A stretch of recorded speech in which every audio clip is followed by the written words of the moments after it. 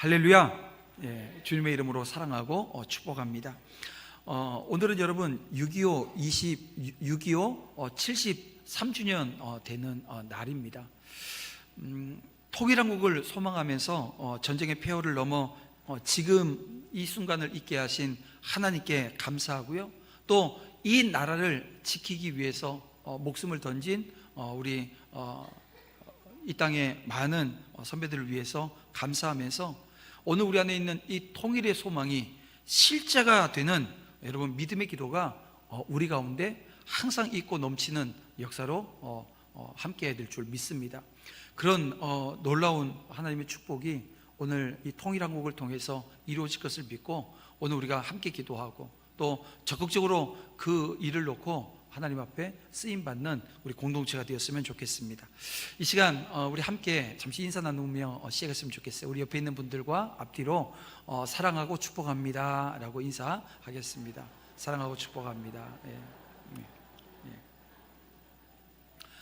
여러분, 오늘은 다윗 복음으로 답하다 27번째 시간입니다. 선택 위기 앞에서 라고 하는 제목으로 말씀 함께 나누었으면 좋겠습니다. 여러분, 그 이스라엘 가면 사해라고 하는 바다가 있습니다. 염도가 매우 높아서 인체가, 사람의 몸이 가라앉질 않아요. 그래서 위험하지 않을 것 같지만 물에 들어갈 때 지켜야 될 안전 수칙이라고 하는 게 있습니다. 그것은 절대로 헤엄을 쳐서는 안 된다라고 하는 거예요. 그리고 제가 20년 전에 그 이스라엘 성지순례 갔을 때요, 저도 이제 그 사해 바다에서 이렇게 한번 이렇게 들어간 적이 있거든요. 근데 그때 얘기하는 게 몸에 상처 있는 사람들 들어가지 말라고 그런 얘기를 해요. 그리고 들어가서 절대 헤엄치지 말라고 이 얘기를 합니다. 근데 상처 있는 사람들 들어가지, 왜냐면 염도가 너무 세니까. 그리고 또 그 물에는 여러 가지 광물들이 있어서 어떤 작용이 되어질지 몰라요. 그런데 자기는 이제 아무 문제 없다고 들어갔다가 여기저기서 악 소리가 막 났어요. 치질 환자들이 있었던 거예요. 그리고 이제 들어가서 있는데 이제 수영하지 말라고. 왜냐하면 이게 부력이 상당히 좋습니다. 그래서 가만히 이 물에, 사해바다에 내 몸을 맡기면 돼요. 그런데 이게 이제 수영을 하지 못하시는 분들이 겁이 나는 거예요. 그래서 들어가서 조금만 이게 몸이 이렇게 하다가 이렇게 빠질 것 같으면 갑자기 허우적거리는 모습들이 있어요. 그래서 절대 이 사해바다에서는 자기 몸을 이 바다에다가 맡겨야 된다는 거예요. 여러분, 오늘 인생에도 안전 수칙이라고 하는 게 있습니다. 뭐냐면 내가 내 힘을 빼고 가만히 바닷물에 몸을 맡기는 것처럼 오늘 내 생각과 내 기준과 내가 살아가는 그 삶의 이 가치들, 이것들 다 내려놓고요, 이 천지를 창조하신 창조주 하나님께 내 모든 삶의 모습들을 맡기는 거예요. 의탁하는 거예요. 근데 여러분, 그게 잘 안 됩니다. 여전히 내 힘으로 살고자 하고 여전히 하나님께 내 몸을 맡기는 거, 보이지 않는 하나님께 맡긴다라고 하는 것이 너무 추상적인 것 같아서 맡기지 못하는 모습이 있거든요. 어느 마을에서 농부들이 하나님께 이런 기도를 했다고 해요. 하나님, 우리들이 원하는 대로 1년만 날씨를 변화시켜 주세요. 기도를 한 거예요. 그래서 하나님께서 그래, 내가 그 기도를 들어서 응답해 줄게. 1년 동안 너희들이 원하는 대로 날씨 변화시켜 줄게. 그래서 이 농부들이 하나님 비 주세요 하면은 비를 주시고, 하나님 햇빛 주세요 하면 햇빛을 주고, 하나님 바람을 주세요 하면 바람을 주고. 가을이 돼서 들판의 곡식들이 이제 추수할 때가 되었습니다. 농부들은 신이 나서 추수하고 이제 탈곡을 하는데요, 이게 웬일입니까? 막상 탈곡기에 넣어서 탈곡을 하니까 알곡이 없는 거예요. 그래서 하나님께 다시 기도해요. 하나님, 아니 어떻게 알곡이 하나도 없지요? 그러자 하나님이 이런 대답을 하셔요. 나는 너희들이 원하는 대로 다 해줬어. 비를 달라고 해서 비를 주고, 햇빛을 달라고 해서 햇빛을 주고, 바람을 달라고 해서 바람을 줬잖아. 너희들 나한테 알곡을 달라고 구하지는 않았잖냐 라고 하나님이 답하시더라는 거예요. 그제서야 농부들이 깨달았습니다. 자신들의 경험에 의해서 하나님께 주문하는 것, 이것보다요 모든 것을 하나님께 맡기고 하나님의 선하신 뜻을 구하는 것이 가장 좋은 것이라고 하는 것을 깨달았다는 것입니다. 여러분 어떻습니까? 저와 여러분의 삶 가운데 하나님께 모든 것을 내어 맡기고 하나님을 의지하고 의탁하는 그 모습으로 한 주간을 사셨습니까? 그러면 한 주간 다시 오늘 이 시간 주신 말씀 붙들고 하나님이 주시는 은혜를 여러분들이 담아서 이제 시작되어진 한 주간의 삶을 주님께 의지하고 의탁했으면 좋겠어요. 그럼에도 불구하고 오늘 우리에겐 위기라고 하는 게 찾아옵니다. 근데 여러분, 진짜 위기는 하나님의 선하신 뜻을 구하지 않는 것, 이게 여러분 진짜 위기라고 하는 것도 여러분들이 기억했으면 좋겠어요. 삶에 찾아온 많은 위기 앞에 여러분은 어떤 선택을 하십니까? 선택지가 많아요. 그러면 하나님을 찾지 않더라고요.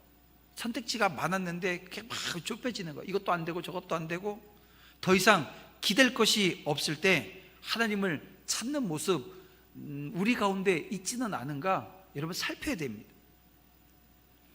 자, 오늘 본문 28장부터 이제 계속 31장까지 읽어나갈 이 말씀들은요, 이스라엘과 이 블레셋의 전쟁으로 인해서 이 다윗과 사울에게 찾아온 위기, 각각에 찾아온 그 위기의 모습을 우리에게 묘사해 주고 있습니다.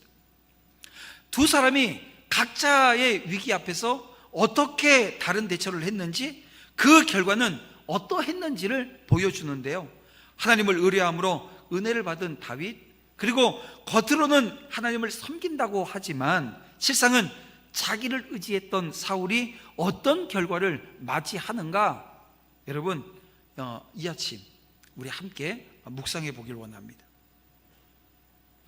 이 블레셋이 이스라엘과 전쟁을 하기로 결정을 하고 준비를 해요. 근데 이 전쟁은 이 다윗과 사울에게 서로 다른 양상의 위기로 다가왔습니다.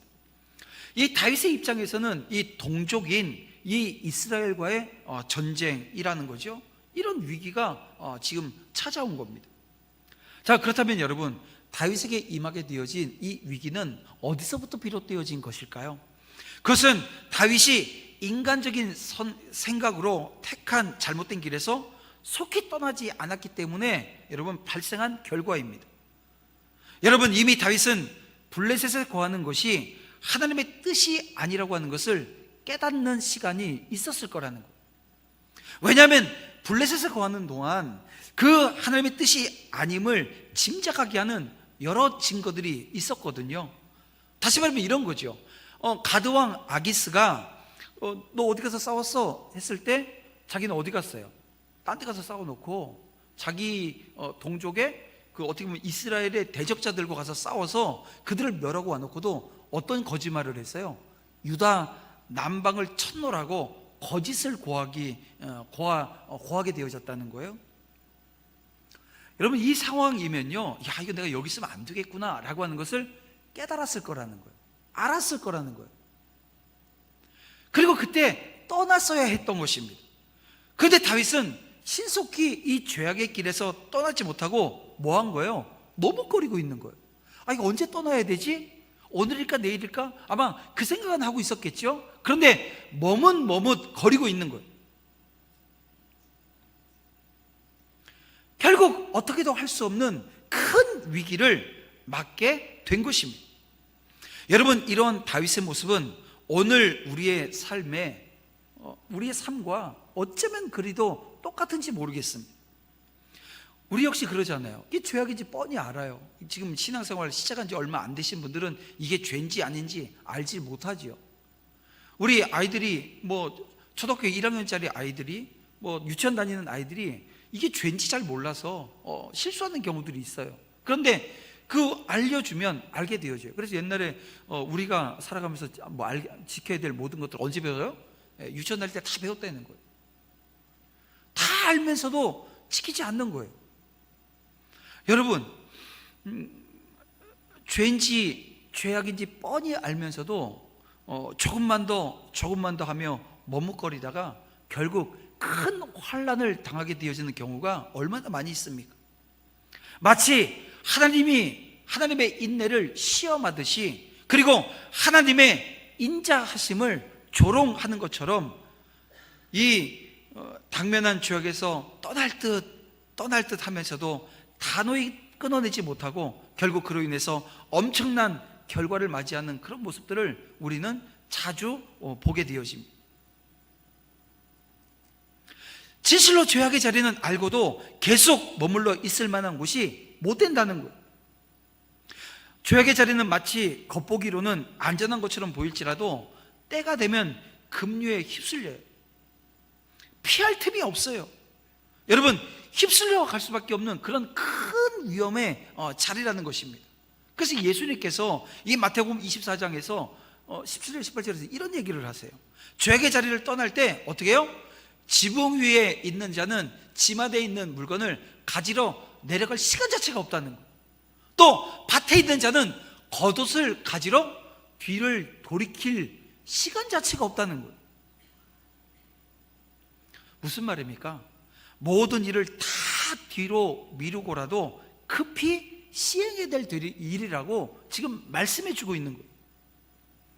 여러분, 지혜왕 솔로몬은 이 죄악의 곁에서 서성이다가 음욕에 끌려가 들어가는 어리석은 소녀를 이렇게 묘사했습니다. 우리 함께 읽었으면 좋겠어요. 마태복음 7장 22절 23절인데요 우리 함께 다 같이 읽어보겠습니다. 시작. 젊은이가 곧 그를 따랐으니 소가 도수장으로 가는 것 같고 미련한 자가 벌을 받으려고 쇠사슬에 매이려 가는 것과 같도다. 필경은 화살이 그 간을 꿰뚫게 되리라. 새가 빨리 그물로 들어가되 그의 생명을 잃어버릴 줄을 알지 못함과 같으니라. 예. 여러분, 언제든지 이 죄악의 자리에서 머뭇거리며 이런 어리석은 자가 되어서 온갖 조롱 속에 지내야 되겠냐라고 하는 거예요. 지금 자리가 그 죄악에서 마치 불 가운데 있는 것처럼 여러분 급히 떠나야 됩니다. 여러분, 죄악 가운데 있습니까? 여러분, 그 순간 오늘 우리가 머뭇거리는 것이 아니라 좀 전에 말씀드렸지만 불 속에 있는 것처럼 뜨거워서 금방 뛰쳐나와야 되는 것처럼 여러분 그 죄악 속에서 뛰쳐나올 수 있는 여러분들 되시길 바랍니다. 지금 별것 아닌 것 같은 그 죄악의 자리가 곧 위기의 자리가 될 거예요. 죽음과 멸망의 자리가 될 거예요. 여러분, 이걸 우리가 아니까 여러분 앞에 있는 그 위기가 이 죄악에서 비롯되었음을 알게 되어지면 빨리 돌이키는 그런 은혜가 우리 가운데 있기를 주님의 이름으로 축원함을 드립니다. 그런가 하면 사울에게는 다른 차원의 아주 심각한 위기였습니다. 이 블레셋 군대가 수넴의 진을 쳤고요, 이스라엘은 길보의 진을 쳤는데요, 사울은 블레셋 군대를 보고 크게 두려워했다. 오늘 성경은 그렇게 기록합니다. 다윗이 수하로 있을 때, 다윗이 수하로 있을 때는 어땠어요? 이 블레셋과 싸우면요 걱정이 없어요. 왜냐하면 다윗이 블레셋과 싸우러 나가면 100번 싸우면 100번 다 이겨요. 그러니까 이 블레셋이요 겁이 안 나는 거예요. 그런데 지금 상황은 어떻습니까? 블레셋에 누가 가 있어요? 다윗이 가 있어요. 그리고 블레셋은 쳐들어오는데요, 이스라엘이 이 블레셋의 군사력으로 열세였습니다. 게다가 하나님은 사울에게 아무 말씀도 하지 않으셔요. 자, 그런데 오늘 본문 3절을 보게 되어지면 사울이 신접한 자와 박수를 이스라엘 땅에서 쫓아내버립니다. 근데 그때가 언제라고요? 사울이 죽었기 때문에 그런 일을 했다고 이 사무엘서 기자가 이야기합니다. 아니, 왜 이 사실을 강조하고 있을까요? 여러분, 그것은 바로 이 바울이 신접한 자와 이 박수를 쫓아낸 것이 그 여호와 신앙에 입각하고 그 율법에 입각해서 이 철저히 준수하겠다라고 하는 마음에서부터 비롯되어진 것이 아니라는 거예요. 즉 본문은 사울의 죽음이라고 하는 충격적인 사건이 이 사울의 마음을 뒤흔들어 놓은 거예요. 그로 인해서 감정이 앞선 아주 즉흥적인 행위로 이런 일을 시행했다라고 하는 것을 아주 강력하게 암시해 주고 있는 것입니다. 그래서 이런 거죠. 사무엘이 죽었어요? 그러면 어떻게 돼요? 이게 지금 자기가 지금 하나님께 지금 어떻게 보면 이 사울은요 사무엘이라고 하는 선지자가 있어서 그래서 자기가 정통성에 있는 것처럼 느껴진 거예요. 왜냐하면 사무엘이 기름 부어 자기가 왕이 되어졌거든요. 근데 사무엘이 죽었어요. 근데 이 땅에는 자기를 따르는 사람만 있다고 생각하지 않았던 거예요. 그러니까 어떻게 해야 돼요? 그 안에 있는 신접한 자, 박수 다 쫓아내야 되는 거예요. 왜요? 하나님을 온전히 섬기기 위해서가 아니고요, 백성을 지금 본 거예요. 백성이 동요되어질까봐 그게 두려웠던 거예요. 신앙에서 그 결정한 결정이 아니고요, 정치적 결정이었다라고 하는 거예요.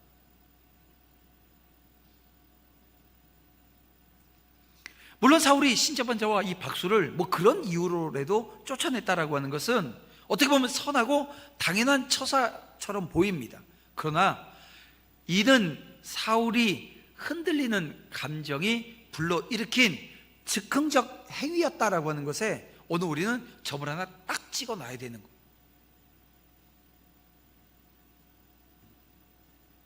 이렇게 감정에 앞선 즉흥적 행위는 여러분 실패하기 쉽다는 거예요. 왜냐하면 사람의 감정은요, 잠시도 멈추지 않고 수시로 변합니다. 그래서 여자의 그 마음은 뭐예요? 제가 인생을 살아보니까요, 이 남자들이, 아주 못된 남자들이 지은 말이에요. 남자들이 더 갈 때 같아. 무슨 여자들이 갈 때요, 남자가 훨씬 갈 때 같아요. 남자들도 아니라 그러실 것 같은데, 여자분들은 아시죠? 어떻게 남자들이 얼마나 갈 때 같은지. 근데 남자고 여자고 이 땅의 모든 사람은 다 흔들립니다. 이 감정이라고 하는 게요, 똑같은 감정으로 똑같은 방향으로 가는 경우들이 그리 많지 않아요. 감정에 따라 일을 처리하게 되면 결정하는 당시에는 나름대로 그 결정이 당위성이 있는 것처럼 생각되어지고요, 또한 이 결정하는 사람 자신도 확신해요. 반드시 그 일이 이루어질 거라고요. 그런데 그 감정이 제자리를 찾게 되어지면 그 감정에 의지했던 그 일도 당위성을 잃고 제자리로 가버리게 되어집니다. 그게 결국 뭡니까? 중도에 중지되어질 가능성이 상당하다는 거예요. 그 증거가 오늘 본문에 있어요. 사울이 추진했던 일의 결과를 보십시오. 7절을 말씀을 보면 사울은 언제 그랬냐는 듯이 나를 위하여 신접한 여인을 찾으라, 이런 얘기를 합니다. 여러분, 이와 함께 5절에서 이 사울이 블레셋 사람들의 군대를 보고 두려워서 그의 마음이 크게 떨린지라 라고 하는 말씀이 있습니다. 이런 5절과 여러분 3절은 아주 묘한 대조를 이루고 있습니다. 이 3절에서는 사무엘의 죽음으로 인해서 사울의 마음이 흔들렸어요. 그래서 이 원어를 보면 격분했다라고 하는 것으로도 해석이 가능합니다. 그 결과 어떤 일이 일어났어요? 바로 신접한 자와 박수를 이 이스라엘 땅에서 쫓아내는 거였어요. 또한 5절 역시 이 사울의 마음이 크게 흔들린 것으로 기록되어집니다. 그의 원인은요, 블레셋 군대에 대한 두려움이었어요. 그리고 그 결과는 앞서 내쫓았던 이 신접한 자 찾는 거예요. 자, 그것도 자기 발로 가서 찾아내는 거예요. 여러분, 이 두 절은 사람의 이 감정에 치우친 즉흥적 행위가 얼마나 덧없는 것인가 라고 하는 것을 오늘 우리에게 잘 보여주는 거죠. 사랑하는 성도 여러분, 영적인 일은요, 인간의 감정에 결코 의존할 수가 없는 것입니다.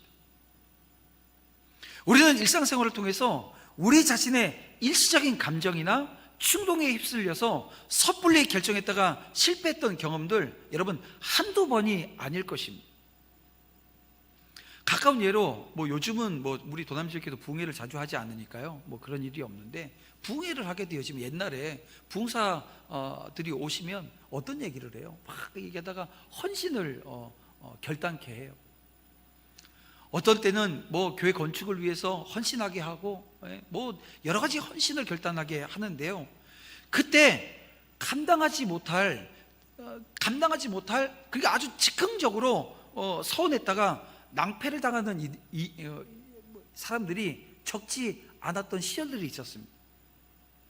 물론 그때 그 결심한 일 자체는 여러분 하나님의 영광을 위한 일이지요.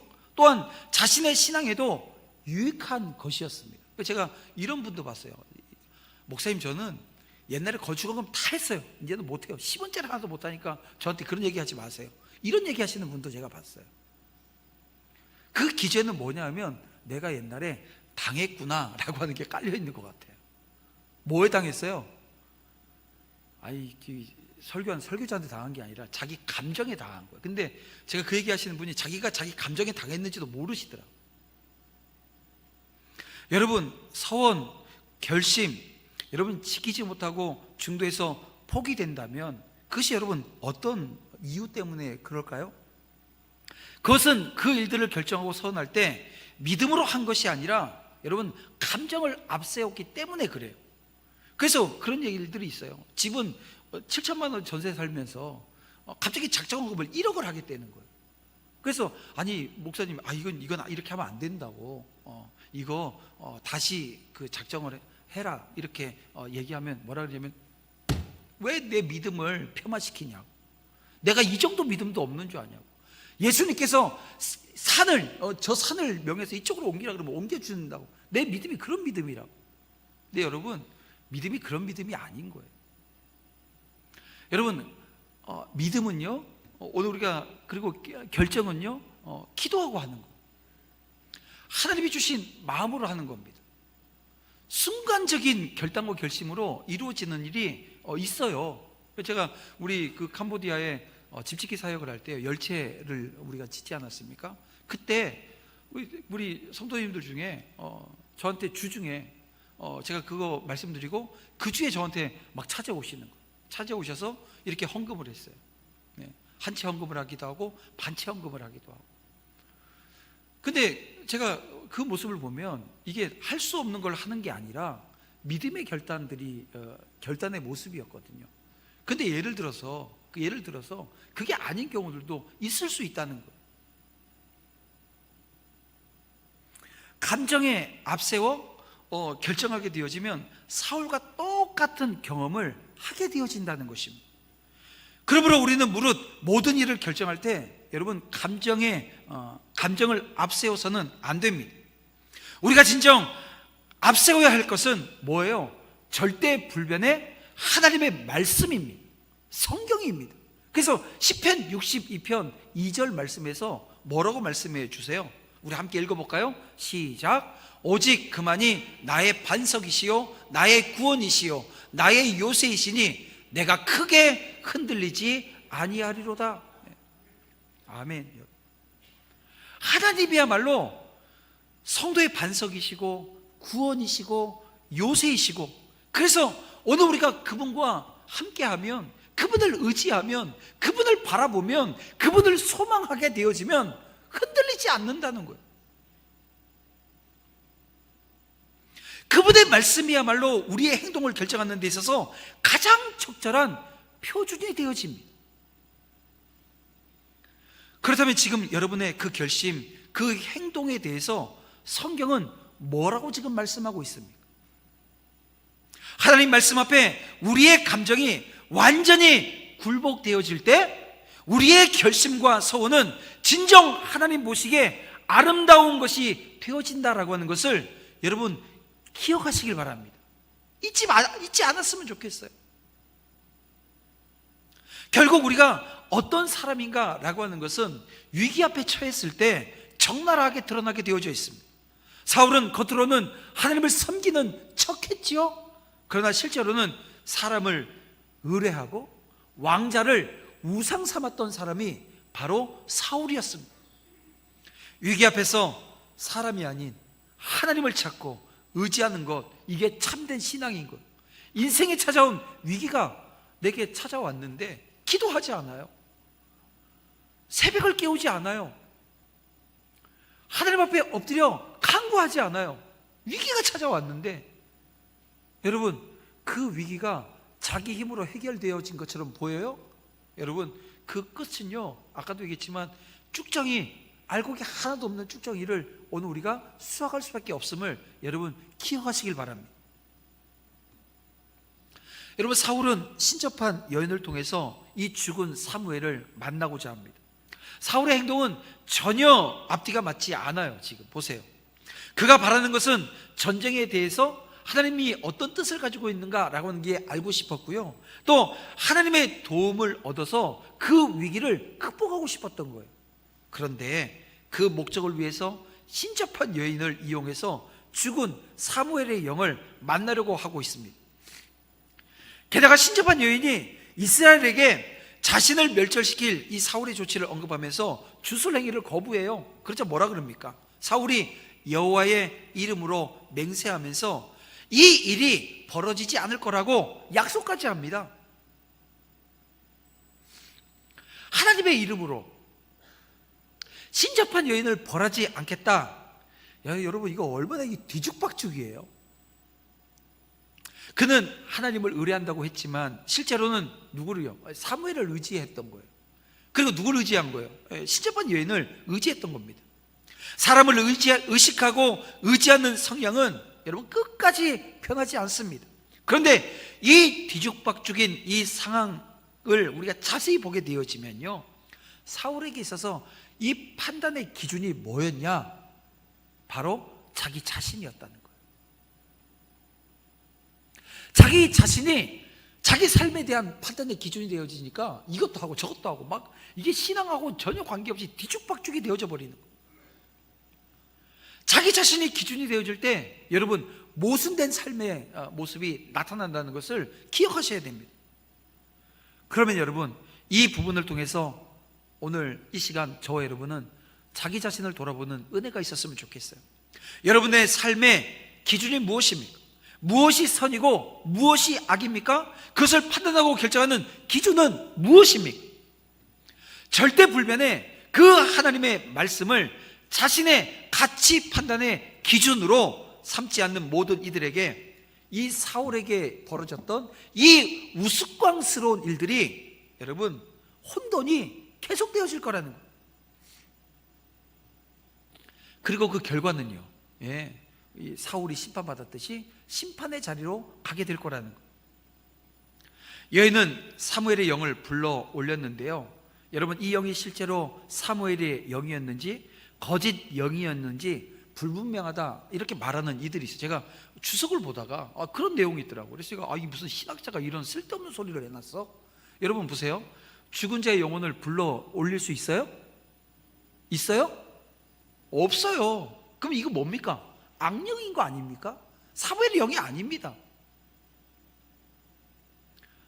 오늘 본문의 사무엘의 영이라고 하는 것은 악령이라는 거예요. 영적 지식이 조금이라도 있었다고 한다면 여러분 사울은 분간했을 거예요. 여인은 사무엘의 영을 보고서 자신 앞에 있는 사람이 사울이라고 하는 것을 알게 된 것처럼 기록되어져 있지만 저는 좀 시각이 달라요. 처음부터 사울이라고 하는 걸 알았을 가능성이 상당히 높다는 거예요. 그래서 확답도 받는 거죠. 사울은 그 여인이 불러올린 영이 사무엘의 영이라고 확신해서 어떤 어리석은 모습을 또 취합니까? 그 앞에 얼굴을 땅에 대고 절까지 합니다. 그러나 사울은 자신의 시도로 그에게 절망적인 운명이 기다리고 있다고 하는 것을 확신했을 뿐입니다. 사람을 의식하고 의지했던 사울, 자신이 모든 판단의 기준이었던 이 사울은 결국 이처럼 위기 앞에서 죄악을 선택하고 여러분 혼란에 빠지고 결국 파멸의 길로 달려가게 되었다라고 하는 것입니다. 사랑하는 성도 여러분, 어려운 일 앞에 우왕좌왕하면서 먼저 사람들에게 도움을 요청하고 있지는 않은지 자기 자신을 돌아봤으면 좋겠어요. 여러분, 위기 앞에 오늘 우리가 해야 될 것은 하나님 말씀 의지하고 그리고 엎드려 기도하는 것입니다. 하나님을 의지함이 그 순간 나타나야 된다는 거예요. 하나님의 백성에게는 기도라고 하는 가장 효과적이고 강력한 도구가 있습니다. 우리의 기도에 응답하시는 하나님만을 의지하는 믿음의 용사 되어지기를 주님의 이름으로 축원함을 드립니다. 다윗은 신속히 그 죄악에서 떠나지 않음으로 지금 위기를 맞았고, 사울은 자기가 자기 삶의 판단 기준이 되어서 이 또한 이 사울은 끊임없이 그 어려운 위기 상황에 놓이게 되어집니다. 그러나 이 둘의 위기는요 달라요. 다윗의 위기는 그가 하나님께 다시 한번 돌이키고 믿음의 한 걸음을 내딛게 하는 은혜의 역사였지만, 이 사울의 위기는요 죽음을 향해 가는 심판의 모습이었다라고 하는 것입니다. 사랑하는 성도 여러분, 저와 여러분이 어떤 자리에 서야 됩니까? 하나님을 온전히 의뢰하고 의지하며 주시는 은혜 가운데 더 큰 은혜를 구하고 믿음의 자리에 서 있으면서도 믿음의 한 걸음을 더 내디뎌 하나님이 원하시는 그 거룩한 삶의 자리를 회복해 나가는 저와 여러분 되어지는 은혜가 이 한 주간의 삶 가운데 여러분 가운데 넘쳐나기를 주님의 이름으로 축원함을 드립니다.